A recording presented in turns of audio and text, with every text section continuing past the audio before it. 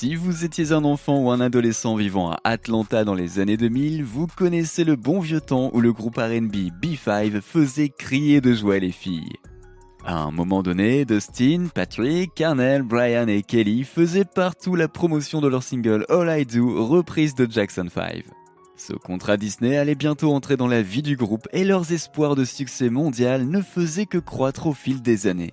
Cependant, une fois que le fondateur de Bad Boy Records, Sean Combs, a mis la main sur leurs finances en reprenant leur contrat, B5 n'était tout simplement plus B5 et les ventes ont diminué de plus en plus jusqu'à disparaître complètement dans l'obscurité. Alors qu'est-il arrivé à ces 5 frères à la peau claire? Diddy est-il responsable? Salut à tous et bienvenue sur Vraie Histoire de Star, la chaîne YouTube qui dévoile la face cachée des célébrités. Aujourd'hui, nous plongeons dans l'univers de B5. Alors, si vous êtes nouveau sur la chaîne, n'oubliez pas de vous abonner et d'activer la cloche de notification pour ne manquer aucune de nos prochaines vidéos. Tout a commencé lorsque Sean P. Puff Diddy Daddy Combs a eu les yeux remplis de dollars lorsqu'il s'est retrouvé face à face avec ce qui aurait pu être l'un des plus grands groupes masculins à naître au début des années 2000. Ils avaient le charisme, les pas de danse et la volonté de devenir la prochaine grande sensation du moment, mais Diddy et ses millions de noms d'entreprises avaient d'autres projets pour eux. Originaire de Saint-Pétersbourg en Floride, le jeune groupe de frères a commencé ses activités musicales dès son plus jeune âge. En créant leur groupe à la fin des années 90, vers 1998, initialement appelé TNT, les garçons savaient qu'ils voulaient devenir artistes depuis leur enfance et leur mère les encourageait à prendre leur carrière plus au sérieux. Mais croyez-le ou non, le groupe ne se compose pas vraiment de frères. Pas tous en tout cas. Dustin, Patrick, Kelly et Brian sont des frères biologiques, mais étant donné à quel point Carnell, membre du groupe, était proche des garçons, grandissant avec eux depuis la petite enfance, les Breeding l'ont adopté comme l'un des leurs. Ils ont également grandi avec leur tante qui les a, elle aussi, encouragés à poursuivre la musique. TNT était cependant composé de Patrick, Dustin, Kelly et de leur cousin Carnell, puisque Brian était trop jeune pour les rejoindre à l'époque. Jouer en tant que quadruplé était une dynamique amusante. Les garçons étaient jeunes et faisaient ce qu'ils aimaient faire, remportant ainsi de nombreux concours de talent. La mère de Carnell aurait été victime de violences domestiques et son père biologique purgerait une peine d'emprisonnement à perpétuité pour l'avoir tué. Mais tout ceci est une autre histoire. Frère biologique ou non, le reste des garçons ne traitait pas Carnell différemment. Il était comme leur frère à l'époque. Après s'être aventuré dans leur ville natale et les villes voisines, TNT a développé une petite base de fans et s'est lancé dans leur prochaine mission de signature. S'installant à Atlanta en Géorgie, ils ont auditionné pour des labels et pour tous ceux qui voulaient voir ce que le groupe avait à offrir. Certains des concours de talent auxquels ils participaient étaient destinés à la plateforme Radio Disney et après avoir remporté pratiquement tous les concours auxquels ils participaient, ils étaient surnommés les danseurs de Radio Disney. TNT abandonnerait ce nom et reprendrait B5 après que Brian soit entré dans le groupe. L'ajout a été motivé par Kevin Wales, PDG du divertissement mondial.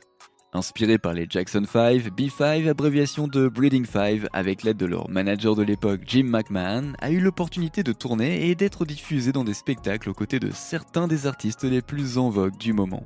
On peut citer par exemple Kanye West, Akon, Genuine, Fantasia, Usher, Chris Brown, Bow Wow, NSYNC et la liste est encore longue. Ils construisaient progressivement leur base de fans, mais pas encore au niveau qu'ils voulaient atteindre. Après avoir été présenté à LA Reid puis à Jermaine Dupri, le sort de B5 ne tardera pas à se retrouver entre les mains de nul autre que P. Diddy. Je ne sais pas pour vous, mais cela donne quelques frissons.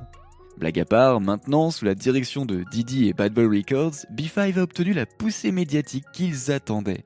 Avec l'aide de producteurs comme Darkchild et Ryan Leslie, leur premier album studio B5 a atteint la 19e place des charts Billboard. De là est née leur chanson la plus populaire à ce jour, All I Do, une rédemption inspirée par Troop du morceau original des Jackson 5, All I Do Is Think of You, sorti en 2005. Le morceau titre a été suggéré par Darkchild, qui a finalement bien servi le groupe car c'est le morceau que tout le monde finirait par associer à B5. Il a ensuite atteint la 7e place du classement R&B hip-hop et le petit Brian, désormais associé au groupe, leur a donné cet éclat supplémentaire pour plaire non seulement à une base de fans de jeunes adultes adolescents, mais aussi aux enfants. Ce n'est pas comme si le fait d'être un adulte à part entière allait empêcher les jeunes de s'éclater sur leur musique. À ce stade, la popularité de B5 a augmenté de plus en plus, à tel point que lors d'un événement de Radio Disney, les garçons ont semé le chaos lorsque les fans se sont précipités sur scène entraînant plusieurs blessures. Les gars ont été dépouillés de leurs chemises, bijoux, clés, etc. Leurs fans ne déconnaient clairement pas lors des concerts. Leur prochain single, You Got Me, ne sera malheureusement pas aussi chanceux que leur premier single. Bien qu'ils aient culminé à la 9ème place sur Radio Disney et aient été dans le top 10 de 106 & Parks pendant des semaines, cette mélodie groove lente et douce de leur premier single, les présentant comme des romantiques doux et désespérés, s'est alors dissipée. Les fans voulaient du doux et de l'amour, et avec You Got Me, ils ont obtenu un rythme plus rapide qui décriait chaque morceau de Bad Boy Records. Le clip qui mettait en vedette un jeune Logan Browning leur a donné l'occasion de montrer leur capacité de danse ainsi que leurs compétences chorégraphiées et nous a rappelé pourquoi ils étaient surnommés les danseurs de Radio Disney. Mais il manquait pourtant quelque chose. Diddy s'est retiré de ses journées de travail avec Joe Desi chez Uptown Records d'André Harrell afin de l'aider à créer le deuxième album studio de B5. Qu'a dit Devante Swing au début de Stay ? Ne parlez pas, contentez-vous d'écouter. Ouais, c'est ça. Cette fois-ci, bénéficiant de l'aide à la production de Brian Michael Cox, Mario Winans et d'autres, le morceau Hydraulics a été le premier à sortir. Et si vous vous dites « je n'ai jamais entendu ce morceau auparavant », eh bien en effet, nous non plus. Mais peu importe que nous l'ayons entendu ou non, car les vrais fans de B5 ont non seulement demandé à ce que la chanson soit diffusée partout sur les stations de radio, mais que la chorégraphie soit en plus apprise par cœur. Dans You Got Served, le morceau Bow Wow avait tout le potentiel pour devenir un hit de club, mais malheureusement c'était avant l'ère des réseaux sociaux et la promotion n'était tout simplement pas là. Don't Talk Just Listen, comme on peut s'y attendre, serait leur dernier album sorti sous Bad Boy Records. Un changement de nom de groupe a été tenté avec le nom Audio, mais cela n'a tout simplement pas fonctionné. Leur carrière non plus d'ailleurs. Après quelques hésitations au sein de l'industrie, ils ont tous rapidement pris une pause dans leurs efforts solo avant de se réunir de nouveau en 2013 avec leur single de retour, Say Yes. Maintenant signé sur le même label sur lequel les Jackson 5 étaient initialement signés, le légendaire Motown, et bien aidé par la viralité sur les réseaux sociaux, Say Yes ainsi que son clip vidéo ont suscité un certain buzz avec 11 millions de vues actuellement sur la plateforme YouTube. Say Yes a reçu des retours positifs de la part des fans, mais en raison de différends avec le label, leur prochain album ne verra malheureusement jamais le jour. Les membres ont pris la parole sur les réseaux sociaux, s'en prenant ainsi à Motown ainsi qu'à leur ancien label Bad Boy Records. « Compte tes jours, Diddy », écrit Brian, en accusant Diddy de faire de l'argent sale. Je suppose que le groupe éphémère de Diddy avec Don Richards, Diddy Dirty Money, n'était pas qu'un nom après tout. C'était peut-être tout simplement un avertissement. Il continue en écrivant ceci.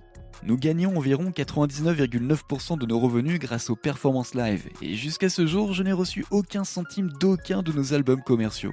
Pendant des années, nous avons contacté des avocats, des conseillers et même des chaînes de télévision pour raconter notre propre histoire, mais personne n'a voulu s'y frotter. Alors là, je raconte mon histoire.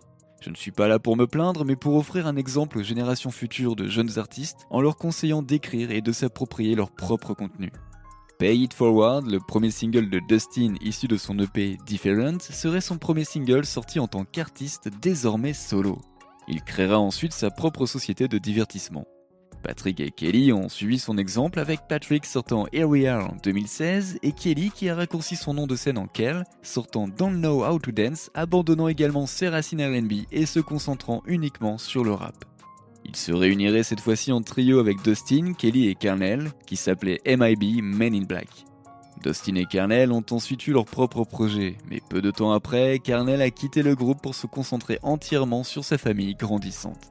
Heureusement pour les fans, les 5 membres se sont réunis en 2018 en sortant leur chanson Do That, créant ainsi un élan pour la sortie de leur album de 2019, New Jacksons. Ils ont participé aux premières étapes de ce qui allait finalement devenir la tournée du millénaire, partageant ainsi l'affiche avec d'autres groupes apparus dans les années 2000. Ils ont reçu des critiques élogieuses, mais une fois la tournée terminée, ils ont été exclus de la programmation. Au fil des années, le groupe a fait plus que parler des inconvénients du secteur de la musique. D'ailleurs, saviez-vous que Kelly a écrit Getcha Head in the Game pour Disney High School Musical ? Et a-t-il reçu $1 ou même été crédité ? Non, rien du tout. Dustin est devenu acteur en apparaissant dans Oh One High en 2020 et est récemment sorti du placard en révélant qu'il sortait avec la femme trans Dee Smith. Kernel a sorti une comédie musicale la même année intitulée Amethyst et lui et Brian sont tous deux officiellement en couple. Dernièrement, aucune nouvelle d'un 3e album n'a été publiée. Malheureusement, les B5 ont été victimes de la ponction financière de l'industrie musicale. Ils existent un jour puis ils disparaissent aussi vite le lendemain.